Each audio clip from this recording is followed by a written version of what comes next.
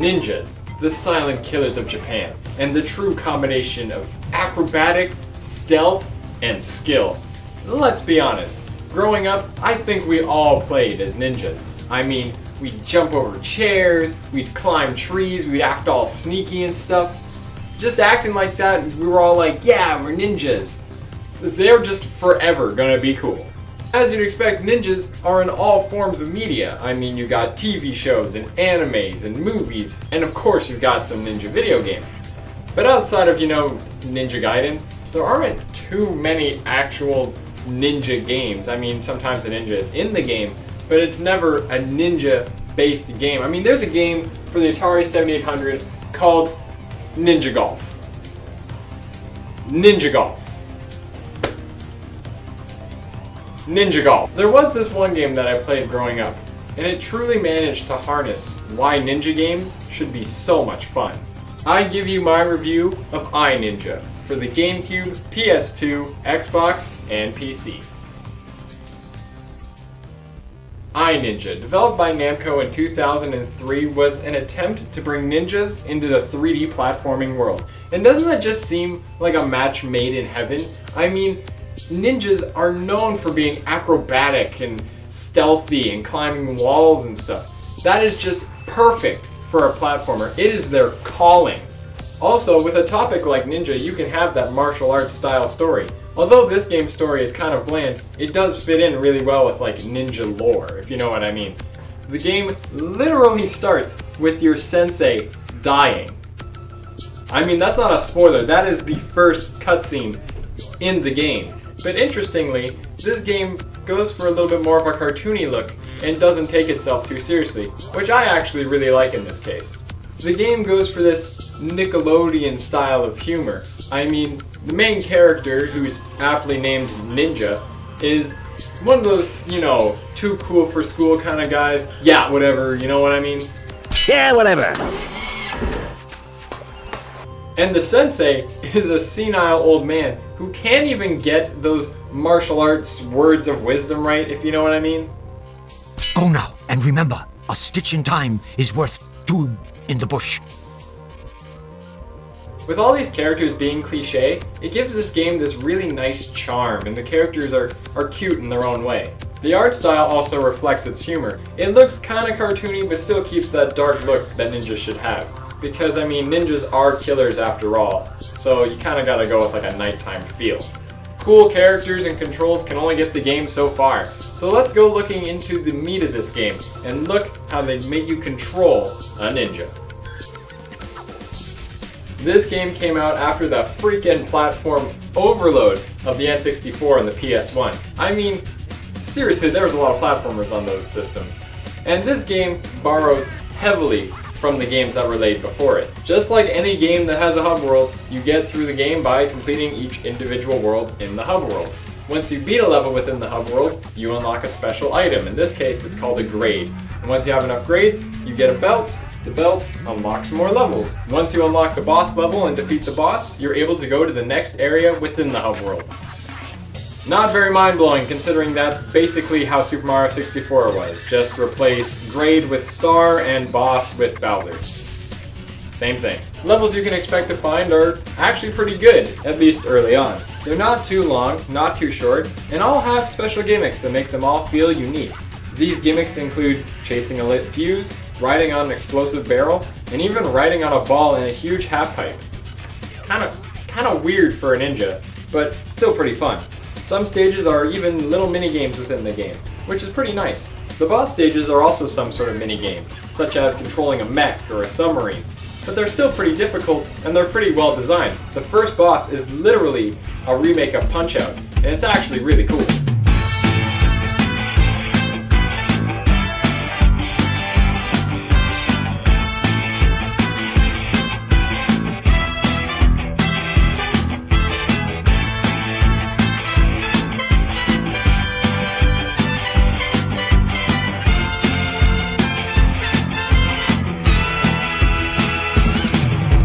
Honestly, it's a nice takeaway from constant platforming, and since it's pretty well designed, it's actually a lot of fun. One of the things that this game does perfectly is the controls. I mean, at this point in gaming history, it'd be really hard to screw up a 3D platformer. So this game did an exceptional job. The game's controls feel like nothing that I've ever experienced before, so it feels very fresh and original, considering they copied that whole hub world thing, but hey, everyone did that anyway, am I right? In this game, you got your basic double jump ability, you can run up walls, you can wall jump, you can swing on your chain, you can even do your sword hover thing. I don't totally get it, but it's kinda cool, I guess. This game also has its combat elements because hey, it's a ninja game. If there wasn't fighting, it'd be kind of weird. The combat itself is actually kind of a step up from just straight up button mashing. Although you can just go into a fight mashing the B button to slice, through aiming with your joystick, the game actually starts to flow a lot better, even having different animations for the way you attack. If someone's behind you, your character will actually do like a back lunge as opposed to just turning around and slashing. It gives the game this really nice flow to it. You can even do an uppercut that brings the character into the air and you can slash them in the air a little bit, which is really cool. You can do a little spin attack on the ground, and you can even do like this cool overhead slash that makes the character sit there and freezes and then falls in half. It's just like playing through a martial arts movie fight scene, I swear. It's so cool.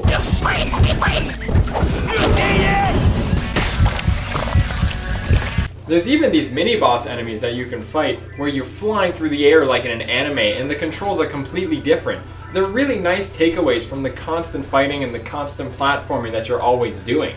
You even have special ninja abilities such as attacking faster, riding on a gigantic shuriken, or just healing yourself. I guess that's cool. You can even throw shurikens and blow poison darts. All of which makes you feel like you have a decent arsenal, and literally right out of the bag. There is a big problem with all of this though. It's the fact that the combat and the platforming, they just don't mix.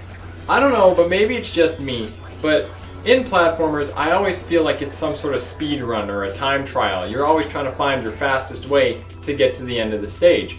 But every time you run into a group of enemies, it feels like it completely halts your progression, and it doesn't feel very smooth. Honestly, both concepts are great, but together they kind of hinder each other at the same time. It's a real shame, honestly, because both are pretty well laid out. Once you complete a stage and you get your grade for it, you can come back to it upon gaining the next belt needed, and you can actually do the stage with a new added challenge. This new added challenge can give you a whole new grade, which gives you more reason to play the older stages. These challenges include finding all the enemies and defeating them, your basic time trial, and even finding all the red coins. Red coins, okay. Coincidence, I guess. For the minigame stages, it's usually just a high score to beat, which is a pretty nice challenge. Doing these levels over again get you a whole new grade to begin with, so it can help you get to that next belt quicker. Overall, this sets up the game to have a very enjoyable story mode. Reminds me of Super Mario 64 and a lot of platformers before it. But this game has a dark side.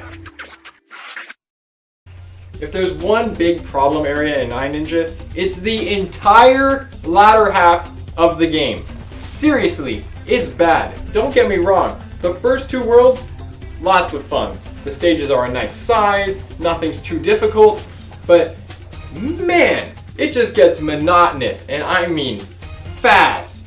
Each belt requires more grade than the last to unlock, and that's fine. Again, doing an extra mission here and there isn't that bad. But once you need like 10 grades, you have to practically redo entire worlds and do all their bonus challenges. And trust me, these stages start to get big, and all these red coins are hard to find. I mean, it wouldn't be that bad, but stages just get progressively longer, and longer stages means more ugly red coin hunting, more enemies to beat, and more wasted time if you fail a mission. It's totally okay at the beginning. Stages were around, 5 to 10 minutes to complete max, and the red coins and the enemies were never too hard to find. It was really good level design. But later stages literally took me over 20 minutes, sometimes closer to a half hour, and I still couldn't find all 10 red coins. Or maybe even something else would get in my way. Which brings me to another big problem with this game. The red coin missions, not designed all that well either. I feel like the red coins are not hidden in easy to find areas, if you know what I mean. Like, I can understand you have to find a hidden room, that seems accessible, so you find the way to access it, but it's not even that easy. I mean, literally, you can be in a gigantic room and you have to break every single barrel just to find one of the 10 red coins. That is an abomination to level design. And when you get to the last world, the stages are hard enough as it is, and dying can send you back to the beginning, losing all progress. You know, it really is a shame. The developers clearly knew how to make some decent level designs, but they just didn't know how to have a good difficulty curve. I mean, the stages should not get this ridiculously long, and a platforming game like this should not have levels that take 20 minutes or so. Even if it's just random hunting, that's still not very good design. I mean, let's just go back to Super Mario 64. The longest missions were obviously collecting 100 coins. But at least coins were generally abundant, and every little one felt like progression. But to run around gigantic, empty rooms that actually take a while to get around in, I might add, just to find one, or even, if you're lucky, 2 red coins, that's just unacceptable. Honestly, I cannot handle it. This game is not worth the time after the first 2 or 3 worlds. This game just starts out so fresh and so original, but it just loses all of it come the 3rd or 4th world. It's such a letdown. I give it my KJ rating of play. A play rating generally means that the game is definitely worth trying out. It's definitely worth playing it at a friend's house, or if you can find it for cheap on eBay or at a gaming convention or something like that. But trust me, you do not want to pay a lot of money for this game if you are going to buy it, and it is generally not worth owning because you're not going to beat it. It's just not good enough. To feel the original gameplay in this game, to enjoy the funny dialogue and the cool characters, it's definitely worth trying out. But it's not a game that I'd ever want to sit down all the way through and beat it, because the latter half of the game is just so long and so tedious that I feel little shame putting this game down at that point. Ninjas will forever be cool, but I guess ninja video games will always just be hit or miss. Thanks for watching. So that was my review of iNinja and my first review of the new style of the show. I understand that I don't have like a set idea down for the way I'm going to do things, but I'm still working on it, so thank you for checking it out. If you'd like to see some of my older reviews, over here and down here and all over the place, and please hit that subscribe button and the like button. It helps me out a lot. And thanks you guys so much for watching, and I'll see you guys all with the next KevinJ review.